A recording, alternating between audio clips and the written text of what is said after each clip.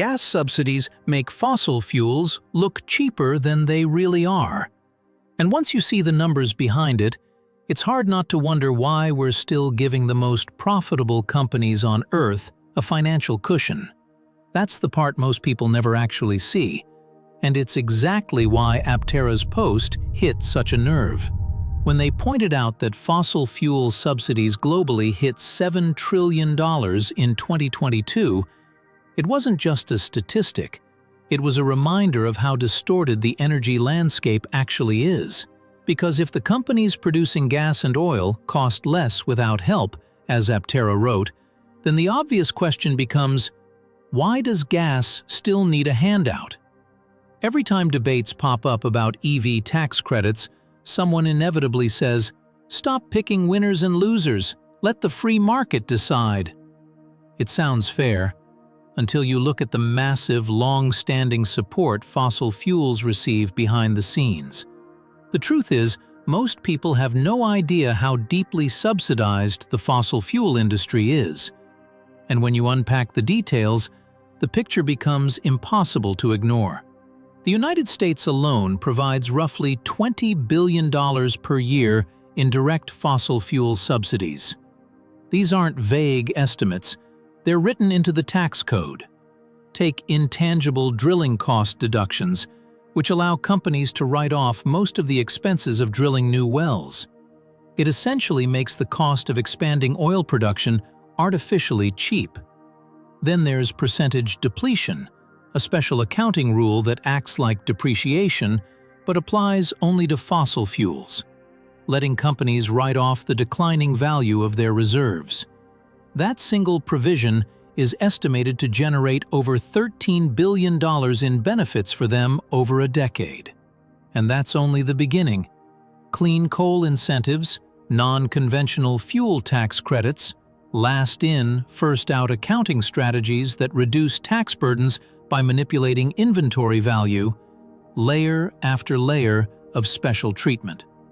Foreign tax credits, master limited partnership structures, and direct manufacturing deductions add even more breathing room. Add it all up, and the direct, easy-to-measure subsidies land right around $20 billion every year. These are explicit subsidies, the ones with paperwork, accounting trails, and clear tax consequences. But the $7 trillion number everyone keeps talking about, that comes from something far bigger and harder to ignore. All the costs of fossil fuels that never get priced into the market.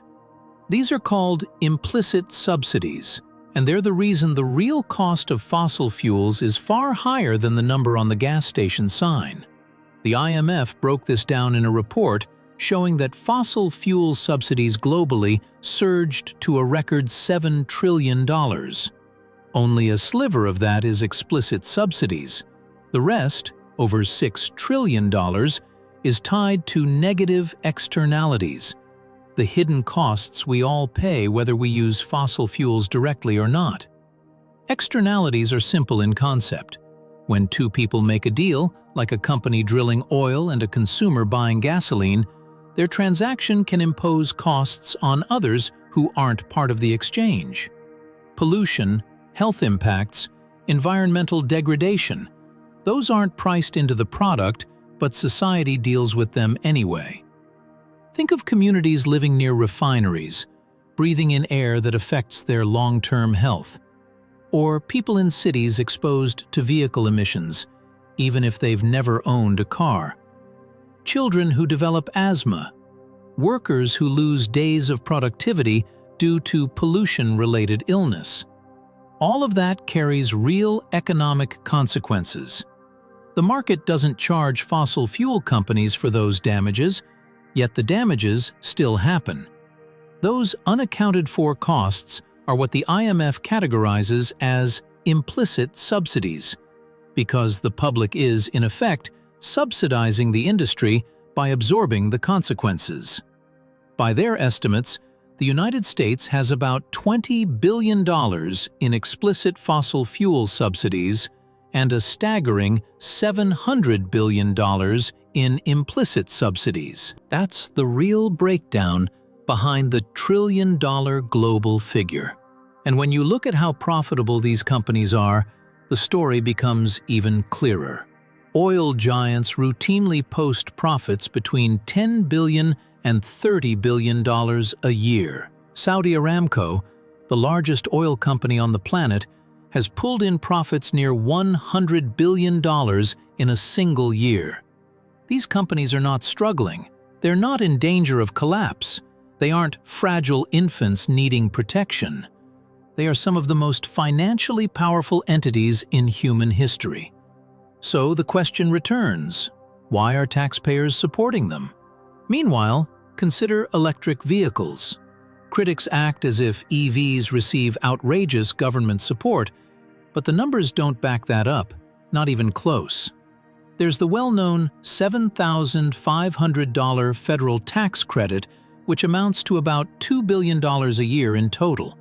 Even if you take the most generous interpretation, counting mining incentives, manufacturing credits, infrastructure support, and every indirect benefit you can imagine, estimations top out near $22 billion. Compare that to fossil fuels, $20 billion in direct annual subsidies and roughly $700 billion in implicit ones. No matter which metric you choose, direct, indirect, explicit, implicit, fossil fuels receive support that dwarfs EV incentives by an order of magnitude. And this is the part that always gets lost in political talking points. When people say, "Let the free market decide," they're imagining an even playing field. But we don't have one. Fossil fuels are propped up by massive support, both visible and invisible. EVs aren't the ones distorting the market. Fossil fuels are. If the market ever became truly free, if every industry carried the full burden of its costs, gasoline would be dramatically more expensive than it is today. And EVs, even without a single tax credit, would become the cheaper option naturally. That's why Aptera's post hits so hard. It exposes the disconnect between perception and reality. If we removed all subsidies, every single one, and if we priced fossil fuels according to their real-world impact, their cost would skyrocket. Pollution, health repercussions, lost wages, long-term cognitive effects in children, environmental damage. Once those are accounted for, the sticker price of gasoline would look nothing like the number we see today. At the same time, EVs would gain a massive competitive advantage without any help at all. It's easy to criticize EV tax credits when you think they exist in isolation. But the moment you look at the full system, the actual structure of subsidies across both sectors, the argument flips. The real question isn't, why are we subsidizing electric vehicles? It's, why have fossil fuels been subsidized for decades at levels far beyond anything EVs have ever received? And that's the point Aptera was trying to make. It's something that rarely enters mainstream conversation, yet it completely changes how we view energy policy. If subsidies ended tomorrow and every industry had to operate on a level playing field, fossil fuels would become far more expensive, while EVs would become more affordable by comparison. The market isn't picking winners and losers, subsidies are. And right now, the biggest winner isn't EVs, it's the fossil fuel industry. Thanks for watching, and have a great day.